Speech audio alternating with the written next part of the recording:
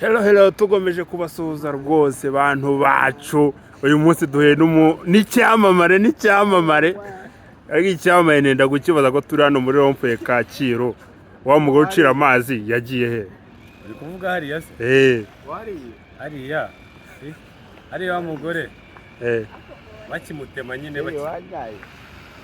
baramushenye ibimanyu byose babishyiramo hariya. Ntabwo kandi ngenzi ko bamwimuye, ese baramutemye gute cyangwa baramwimuye? Oya, wa mugore rega yari uwa kera. Nyine uriya mugore, umuntu wese wavaga i Kigali yavuga ngo nabonye umugore ucira amazi. Wa mugore ko yari afite amazi. Yari afite amazi uriya mugore. Yaciraga amazi guturuka kwa mbere kugera ku wundi wa mbere. Ukwezi kukaza ukundi kukaza, umwaka ukaza ugashira. Bitewe n'ukuntu abagabo bakunda abagore bafite amazi. Wasanga hari n'abagabo bazakumureba bashaka kureba amazi, yaragiraga amazi ahita agaragara.